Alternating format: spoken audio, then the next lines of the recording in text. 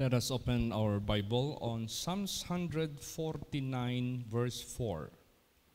Praise the Lord. For the Lord taketh pleasure in his people. He will beautify the meek with salvation. Yes. Kung tayo, mga tao, meron tayong tinatawag na kasayahan sa ating puso sa anumang bagay. Ang Panginoon ay may kasayahan din sa kanyang mga bayan o sa kanyang bayan, sa kanyang mga anak. And He will beautify the meek with salvation. What do you mean of beautify? Tingnan mo yung mga nilalang ng Diyos. How beautiful are they? Gaano sila ka-beautiful? Ito naman ang mga meek, binu-beautify niya with salvation. Kaligtasan. Anong kaligtasan? Kaligtasan sa sakit, karamdaman, kaligtasan sa problema, kaligtasan sa kawalan, kaligtasan sa aksidente, kaligtasan sa lahat ng mga bagay sa sanglibutang ito na gustong iwasan ng tao na maligtas sila sa lahat na yan. I-beautify niya ang mga anak ng Diyos. Napakaganda po nito. Tapos doon niya ito gagawin sa meek. You know what meek is? Meek, yung bang quiet spirit, submissive unto God. No? Yung bang nagpapa-submit, yung tahimik. Yun yung karakter ng lamb, yung karniro. Yun yung karakter. Baliktad naman doon sa goat o kambing. Kaya itong meek na ito yung tinatawag na trademark ng anak ng Diyos. Mga anak ng Diyos. Pagsabihin ng Diyos, sheep dito sa kanan. Yun yung righteous children of God who are faithful. Pag sinabi niyang goat, yun yung mga mapapahamak, mga disobedient, at lahat ng mga bagay na gumagawa ng hindi kinasiyahan ng Diyos. Kaya napakaganda maging meek. No? Yung meekness, dapat ito yung itataglay natin sa buhay natin. Before, in my life, wala pa ako sa Panginoon, I don't have that kind of character. Wala ako niyan. Hindi mo ako malamangan, hindi mo ako maisahan, hindi ko palampasin ang mga bagay na aapiin niyo ako, hindi pwede na hindi ako gaganti. But as the days and years na lumilipas sa pagpatuloy ko sa Panginoon, I learned from our Lord Jesus Christ that kind of character, meekness. And that is very vital. Imagine God will beautify you with salvation as you are meek. Napakalaking ano niyan. Napakalaking favor niyan. Ibig sabihin niyan, ito yung ibig sabihin ng Diyos that He is taking pleasure on His people, upon the people who are meek. Nasisiyahan ang Diyos. Bakit? Because kung ikaw ginikanan ka, buutan ka, makita ni mo anak buutan, malipay ka, kay miingon ka, liwat siya nako. Di ba? Liwat, ibig sabihin liwat, hawid kayo. Hindi kayo magkaiba. So yun ang gusto ng ating Panginoong Diyos sa buhay po natin. At the more niya tayo tuturuan, the more niya tayo i-guide, alam niya, He can manage you. Nahihirapan ang Diyos doon sa mga not manageable person. Yung tinatawag na unruly. Hindi kayang Hindi kayang pamahalaan, hindi kayang i-rule ng Panginoon. Yun yung unruly. Ang gusto ng ating Panginoon Diyos, yung meek na yan, kung tawagin, nagpapa-rule tayo sa Diyos. No? Nagpapa-guide tayo, nagpapa-instruct tayo, at napapasunod talaga tayo properly. Kayo, may mga kasamahan kayo sa bahay, yung mga kasangbahay kung tawagin. Di ba pag binibigyan nyo ng instructions yung mga kasangbahay at sumusunod, tapos the following day, hindi ka na kailangan magturo uli kasi ginagawa na niya yung mga instructions. Di ba masaya ka sa kasambahay na ganun? May mga amo na narinig natin, mabuti pa walang kasama sa bahay. Mahurot na lang akong laway sa sigig, instruct maulang gihapon, balik-balik, di mo tuo, di mo tuman. It is unpleasant for them. Ano sila? Minsan, meron akong binibilhan ng gulay dyan. Ay, pastor, may pangwala ko'y mga trabahante din sa akong tindahan. Kaysa una, nag-hire ko mga trabahante. Ako lamang gihapong trabaho. Unsay akong sugo, balik, di gihapon mo tunong. Nagbayad pa kanila, gikapoy-kapoy ka pa nila, na-stress pa ka. So ang Diyos sa atin, among the people of God, isa dyan na masaya ang Diyos, yung meek kung tawagin. Bakit? Sino sila? Ito yung nag-guide niya at nabibigyan niya ng turo na sumusunod. Basahin nga natin yan. Psalms 25 verse 9. Praise the Lord. The meek will He guide in judgment, and the meek will He teach His way. Natuturuan niya, nagagabayan niya. Yung meek na yan, ibig sabihin yan, hindi yan nag-oppose, hindi yan nag-question, hindi yan nag-murmur, hindi yan nag-complain. Ibig sabihin yan, malaki ang tingin nila sa Panginoon. Malaki ang kanilang pananalig sa Panginoon. Malaki ang kanilang tiwala sa Panginoon. Kaya, makita mo naman Naalaala nyo yung testimony ni Pastor sa preaching niya. Sa Japan, meron tinatawag na bullet train. Bullet train, nung unang panahon pa yan, nasa Japan na yan, napakalakas yan kung tumakbo. Meron daw bata doon na naglalaro na hindi man lang umupo para mag-seatbelt. Samantalang yung mga tao doon, nanguros na, nag-ampo na sa ilang mga beliefs sa Ginoo nila, sige na nag-ampo kay handok lagi. Samantalang yung bata doon, wala man lang inisip na danger. Nung tinanong, bakit hindi ka takot? Kasi daddy ko ang driver. Diba? So, ganun. Pag meek ka, natuturuan ka ng Diyos, nag-guide ka ng Diyos, kasi yung meek, merong trust sa Panginoon Diyos. Masaya ka, masaya ang Diyos. Pag pinakita natin yan, ikaw daw, naitao mo salig nimo, sa imong pagkamayo, sa imong pagkabuutan, nisalig siya nimo, ni kumpiyansa siya sa imo. Di ba malipay ka?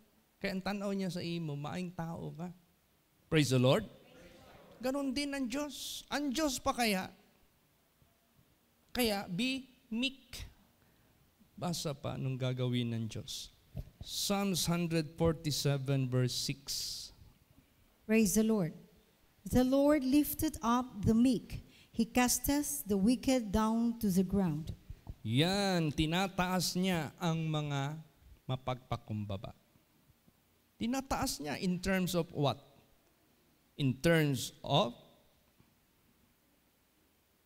lahat ng anggel sa buhay, sa kanilang state ng kanilang buhay, kalagayan ng kanilang buhay, sa pangangailangan, sa ikaliligaya nila, sa ikasasaya nila, ikabubuti nila, lahat na ibo-beautify ka ng Diyos with salvation. Kaligtasan sa kawalan, kaligtasan sa problema, kaligtasan sa kaaway, kaligtasan sa kamay ng masamang espiritu.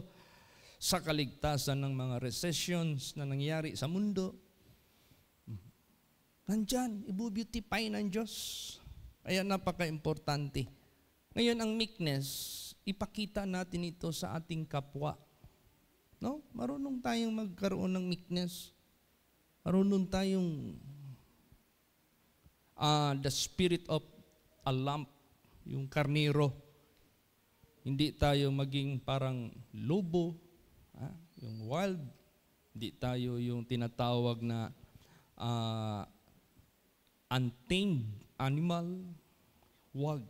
Kailangan sa buhay natin, tamed na tayo ng Panginoong Diyos. Praise the Lord. Ililift up niya ang mga meek. Gagawin niya ng Diyos, sabihin ko po sa inyo, in His own mighty way. Kapangyarihan ng Diyos. Ano pa? Papasayahin niya.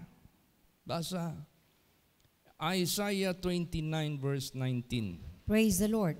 The meek also shall increase their joy in the Lord, and the poor among men shall rejoice in the Holy One of Israel.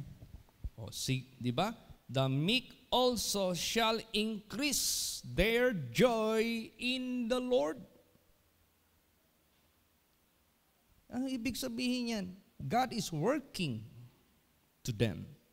God is fulfilling His promises to them. God is answering their prayers.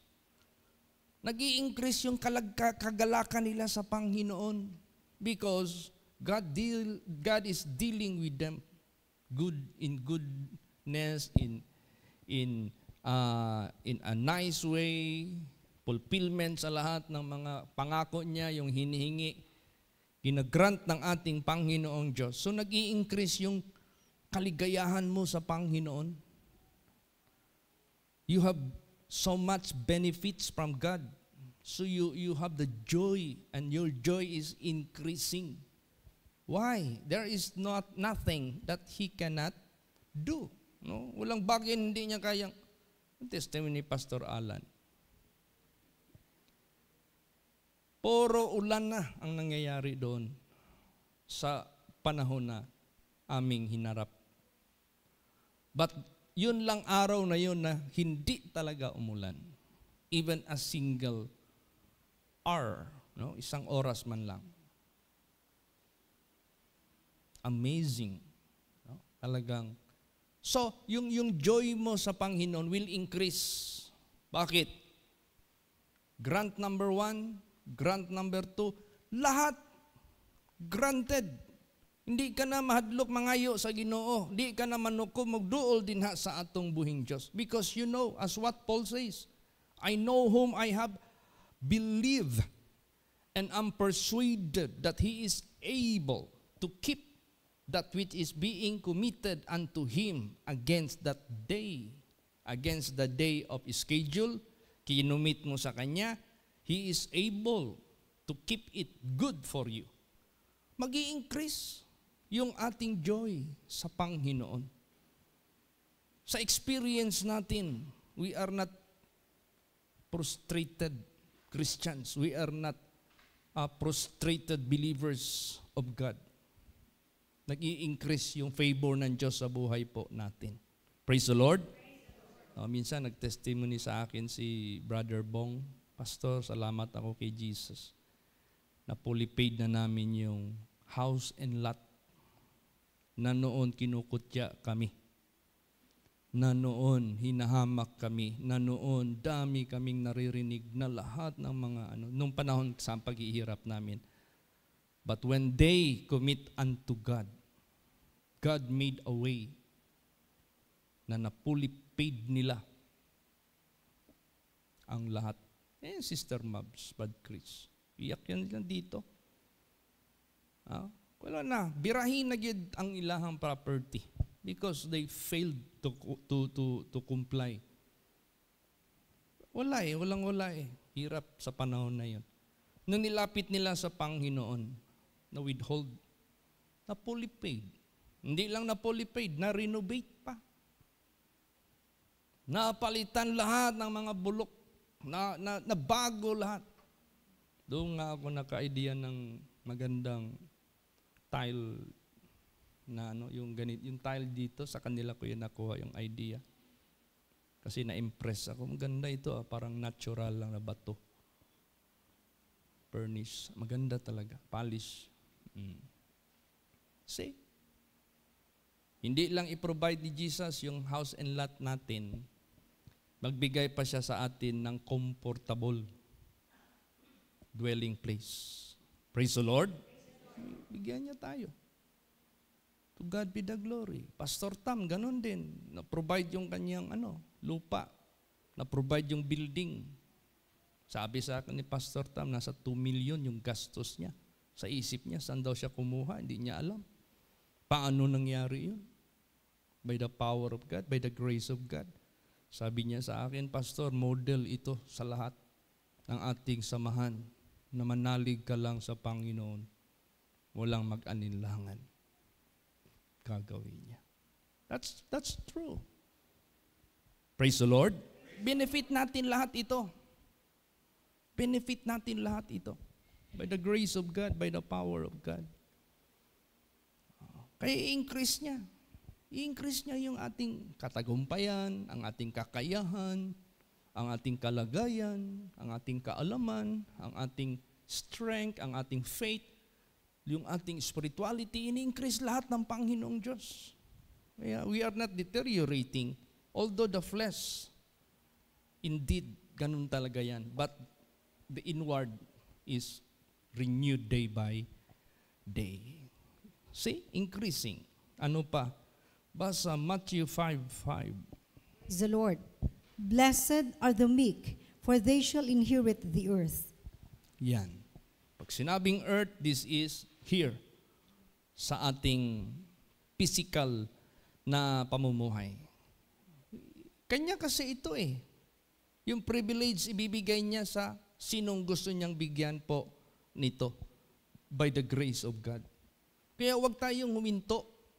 Na-obtain natin itong favor na ito because of the meekness that we learn from God, that we submit to God. So, binibigay niya yung blessing sa atin dito sa lupa. And that is subject to be increased. Our joy will increase. Lahat by the grace of God. Hindi lang natin kayang isipin. In His own mighty way. Praise the Lord. First time kong umakyat yan sa unfinished. Ongoing pa kasi yung construction. Sabi ni Pastor Tam sa akin, Pastor, umakyat ba ako doon? Mabuti. Tapos mag-asa ko sa ating mga comrades na magbigay ng love. Sabi ko, wag mo nang iyas. Kakahiya, Pastor Tam. Ask na lang ako ng support ng prayer. Praise the Lord. Huwag na natin silang gambalahin, huwag na natin silang anuhin kasi alam natin, hirap din ang karamihan ngayon. Because God increased our faith in Him. Praise the Lord. God increased His favor to us. Ganun. Kaya to God be the glory. Sabi ni Pastor Tam sa akin, Pastor Chit, may aircon na yung kwarto mo doon sa quarter natin doon. See? God is providing our necessities. Nag-declare nga ako doon sa sa kongregasyon natin dyan sa SI. Sabi ko, wala kayong projector, wala kayong laptop, wala kayong sasakyan, sabi ko. Claim it. Ibigay yan ni Lord Jesus Christ. Praise the Lord. Kasi natagalan kami maghanap ng listahan. Si Pastor Alan, si Sister Joy, sino pa yung nag-assist doon sa ganun-ganun ng Manila paper ba? Wala kayong index yan. Para i-search mo, you have to pakli-pakli. Ilang pakli kaya makita mo yung kanta na ni-request ng mag-preach. Parang natouch ako. Kaya I declare, praise the Lord, do not trust me. I'm nothing. Trust God. He is more than capable. He's more than enough. Dineclare ko yun. Sabi ko, I declare that. Claim it by faith. Tingnan mo si Sister Flo. Para bang nagdaing ba? Pastor Chief, pati si Brad Eric. Sira na yung motor namin. Wala na daw silang magamit. Sabi ko, bigyan kayo ni Jesus ng minivan. Declare ko talaga yan. Bigyan kayo ni Lord Jesus Christ ng minivan. Air condition. Nangyari yan kahapon. Kinuha nila yung nabili nila ng cash. Not hulugan. Cash talaga. Tapos naghingi pa sa akin ng nag-query ba, Pastor, meron ba daw kayong unit na van? Kung hindi man kami buy and seller dito. Bakit? Si Brad Ray gusto pa raw magbili. Gusto siya magbili sa inyo. Same price. Sabi ko. Kay Gigi yan. Bayad yan sa kanya. Sa pick-up niya ng kanyang kapatid. Yan ang binayad. Actually, ang price niyan above pa sa price na binigay sa inyo. Ang saya nila. Natupad yung pag-declare ko. Praise the Lord. Natupad nga yung gideclare ni Sister Nining. Pastor, bigyan ka daw ni Jesus ng high ace. Binigay. Tapos yung high ace na yan, nagamit talaga natin for how many years? Ito na, itong tinayo na personage by the grace of God. Praise the Lord. How faithful is our God. Kaya i-commit natin lahat, yung meekness tandaan natin yan. This is the quality God taking pleasure in it. No? Masaya siya sa atin. Bakit? Basa Matthew 11:29. Praise the Lord. Take my yoke upon you and learn of me, for I am meek and lowly in heart, and you shall find rest unto your souls. Yan, bakit masaya ang Diyos sa ganyang klaseng karakter? Because He is the promoter of it. Siya yung nag-promote nito. Take my yoke upon you and learn of me, for I am meek and lowly. So, gusto ng Diyos, let us have equally yoke with Him. Diba? Let us have equally yoke with Him. Let us have the same yoke with Him. Meron kasing yugo na hindi lang pang isa. Meron ding yugo pang dalawa, pang tatlo, depende sa disenyo ng cart. Pag malaki ang cart, hindi kaya ng nag-iisang baka o kabayo o kalabaw. Kailangan tatluhan. So yung yugo na ginagawa nila, tatlo ang sungay. Si Jesus, gusto niya yung yoke niya, gusto niya the same yoke with you, with me, with us. Take it upon you. So, kung ano yung kilos ng isang cow o kabayo o karabaw, pag gaganon dito, lahat yung dalawa rin, gaganon din. Hindi pwede na hindi sila mag-same direction. Ang gusto ni Jesus, ano yung kalinisan, kabanalan, kapakumbabaan, meekness, yung humbleness ng ating Panginoong Kristo. Let us have the same character with Him. Yan ang gusto ng Diyos. Kaya pala gusto niya ito Kasi yan yung pinopromote niya. Lowly in heart. And ye shall find rest unto your soul. Bakit? You can be guided. You can be instructed. You will never oppose. You will never go against. You will keep it. You will love it. Secured ka talaga. Praise the Lord. You will have rest sa kaluluwa mo. Yan ang gusto ng Diyos. Basa pa. Ephesians 4 verse 2. Praise the Lord. With all lowliness and meekness, with long-suffering, forbearing one another in love. Yan. Let us do this among as one another, kung sabihin, with all lowliness and meekness, with long suffering. Pag sinabing with all lowliness, walang kahalo dyan na pagmamataas.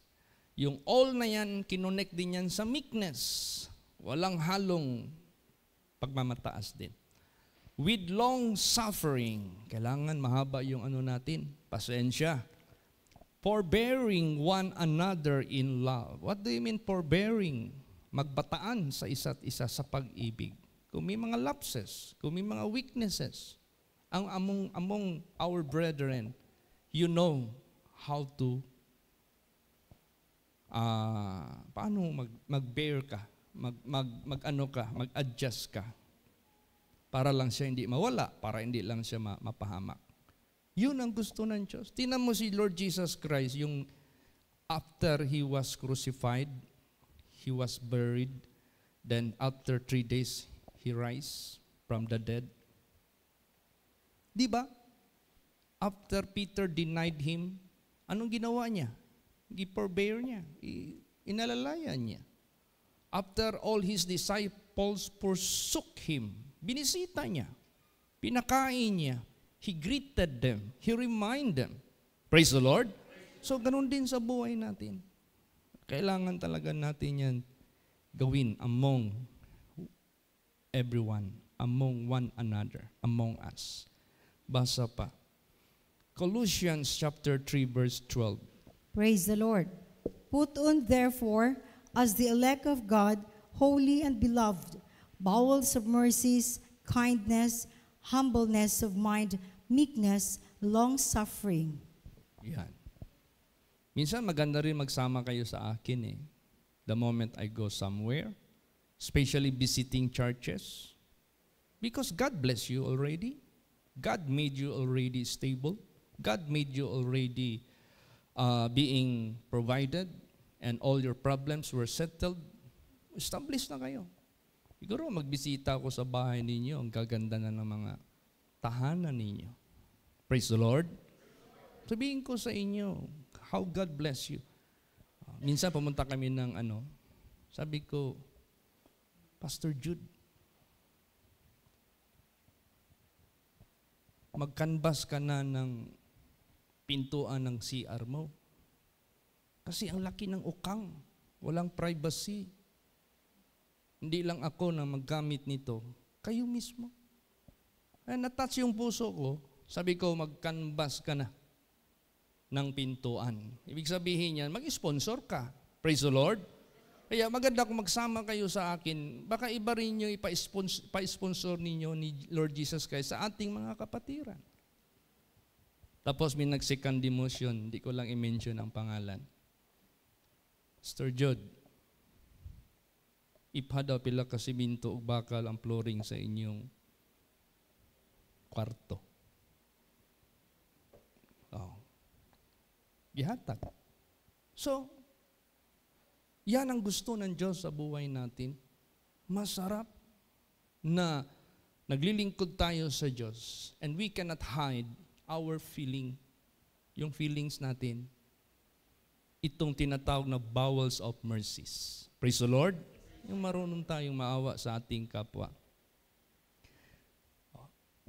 Kindness, humbleness of mind, meekness, long suffering. Huwag kang mag-give up.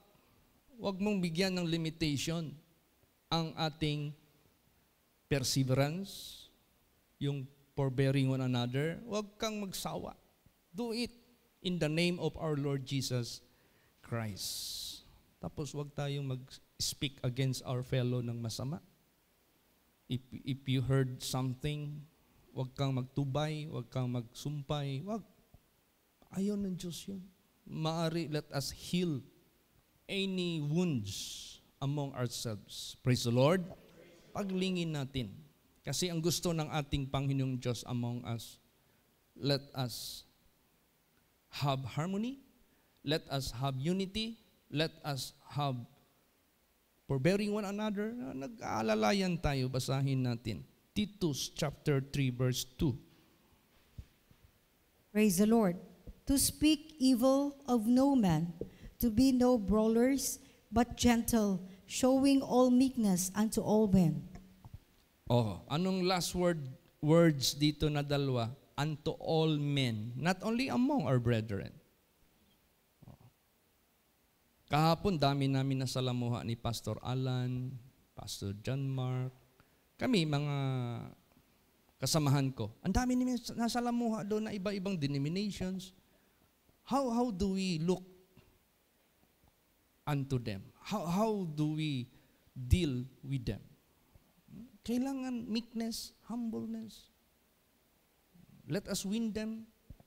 Let us appreciate whatever na dapat ma-appreciate dyan sa kanila. In the name of our Lord Jesus Christ. Para ma-feel din nila. Kumbaga pa, yung ilaw, maganda makita nila yung ilaw sa buhay natin. That they are comfortable with us. Praise the Lord. Yung komportable sila sa atin. Actually, yung si Pastor Elmer Adjong, seldom lang kami magkikita niyan. Kahapon, medyo matagal-tagal yung pagsasama namin sa program. Pero how he talked with me, parang kasama na kami by the grace of God. Yun yung naghong-hong sa akin, please pray for the coming ganito rin na sistema sa munisipyo. Mauna kami, Pastor Chit, this next year. God be willing, holy place na naman ang magsunod. Kasi baptist yun eh. Yun ang sabi ko kayo ng umaga na una si John the Baptist. Praise the Lord. Preparing the way of the Lord. O di, to God be the glory. Wala tayong, ng preaching doon, wala tayong pinag-uusapan doon na yung approach natin sa kanila as magaling tayo, sila hindi magaling, wala yun. Wala yun sa na-feel nila. Ang na-feel nila doon as what I have heard, they cried, they were touched, they were blessed by the presence of the Word of God. Yun ang hatid natin. Hindi man natin yan mapakita sa kanila kung wala tayong meekness, kung wala tayong humbleness, kung hindi tayo marunong magpakita ng kabutihan sa kanila. Basa pa. 1 Peter 3:4. Praise the Lord. But let it be the hidden man of the heart, in that which is not corruptible, even the ornament of a meek and quiet spirit, which is in the sight of God of great price. Yan. Hindi pala yung necklace na gold, hindi pala yung mga porcelas na gold, hindi pala yung kung ano-ano dyan ng mga borloloy sa katawan, na mga tinatawag na ornamental, ano dyan. Tayo, gidayan-dayanan, gidekorasyonan ng ornament of meek and quiet spirit, which is in the sight of God of great price. Praise the Lord. Yan yung anuhin natin. Yan yung isuot natin lagi, meekness. Yan yung isuot natin, quiet spirit. Di kayo makiksalo ka sila, pagbula-bula ng laway ni mo, sige, istorya, hinambog. No, just quiet. And let them sense or feel the Spirit of God na nasa buhay mo. Yan ang gusto ng ating Panginoong Diyos. Praise the Lord. Hindi yung mga corruptible ornaments. Hindi yun, yung mga gold yan ng mga kwintas para sabihin na well-to-do, family ka. Hindi. Ito yung pagmamalaki natin, yung meekness, quiet spirit. Bakit? Ano na yan eh? Rare na yan ngayon. Praise the Lord. Let us promote it as what Jesus did promote. I-promote po natin yan ng husto. So, yung deliverance na ibibigay ng Diyos sa atin, nandyan. Yung kaligtasan. Bakit? Bakit ang kaligtasan, sabi dito, He will beautify the meek with salvation? Because He delighted in you. Because He delighted in us. Saan ba yung Bible dito nakasulat na the king delighted to the queen? Kaninong isayan yun? Na sabi niya, even the half of my kingdom can I give to you. What is your request? Bakit? Anong ginawa ni Queen Esther? Unang-una, nag-pray. Prayer and fasting. Ikalawa, nagpabango ng ilang araw? Ilang araw ba yun nakalagay sa Bible, nagpabango siya? Tapos, nagbabad ng gatas ng goat ata yun, na puti. Kisay hari, dili mahimuot sa Queen Ana. Na kung ato nang ibutang sa spiritual, yung ating kalinisan. Kasi yung meek, spirit of meek kasi, takot yang gagawa ng pananakit sa kapwa. Takot yan eh. Yung feeling niya, uncomfortable siya pag gagawa siya, magsasalita ka ng against sa fellow mo, kaya sisira ng kapwa mo, binabackbite mo. Pag meron kang spirit of meekness, that is unpleasant for the meek. So malinis ka. Praise the Lord. So ano ngayon ang mangyayari ngayon sa Heavenly Father natin, sa Diyos mismo? Ang ating Panginoong Kristo, madidelight siya sa iyo. Basahin natin yan. Psalms 22 verse 8. Praise the Lord. He trusted on the Lord that He would deliver him. Let Him deliver him, seeing He delighted in him. Ayan. Nanalig siya sa Panginoon na siya'y ililigtas. Siya'y ililigtas dahil siya'y nalugod sa Kanya. Oh. So kung meron kang meekness, meron kang lowliness, God is delighted in you. So anong gagawin ng Diyos? He will beautify you with salvation. Basa pa. Psalms 90:17. Praise the Lord. And let the beauty of the Lord our God be upon us, and establish thou the work of our hands upon us. Yea, the work of our hands, establish thou it. Yan. See? But let the beauty of the Lord our God be upon us, and establish thou the work of our hands upon us. Yea, the work of our hands establish thou it. Whose work? Sa ating mga kamay na gustong ma-establish sa atin. His work establish thou the work of our hands. I-establish mo ang gawa ng aming mga kamay na walang iba ang mga gawa ng Diyos. Yung beauty of the Lord na makikita sa atin, meekness and lowliness, dapat hindi na yan ma-abolish. Hindi na yan ma-abolish. Hindi na yan ma-sira. Tuloy-tuloy na yan hanggang sa ating katapusan ng ating buhay. Praise the Lord! Tapos, bakit yun ang liligtasin niya? Last verse, basahin natin. Isaiah 57:15. Praise the Lord.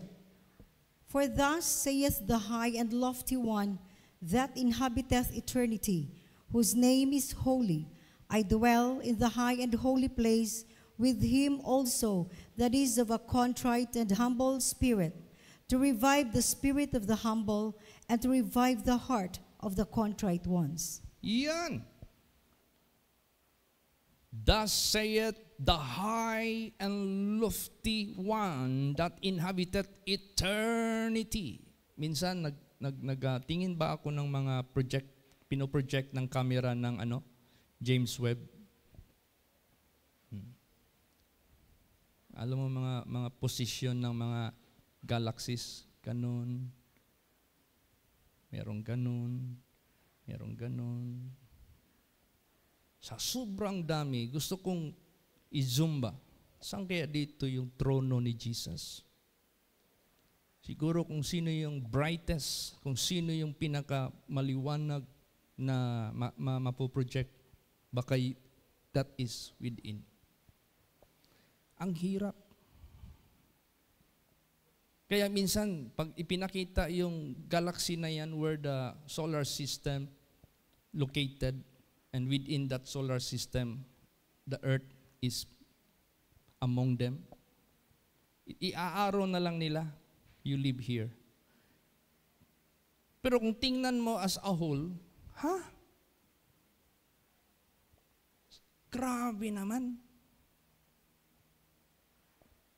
Nandyan pala yung earth. Sa laki ng earth, sa lawak ng earth, and yet, pag iiano na lahat sa isang galaxy lang, dust na lang siya. How vast the one who inhabit up on high, the lofty one. Praise the Lord. Sinong kasama niya? The meek and the lowly.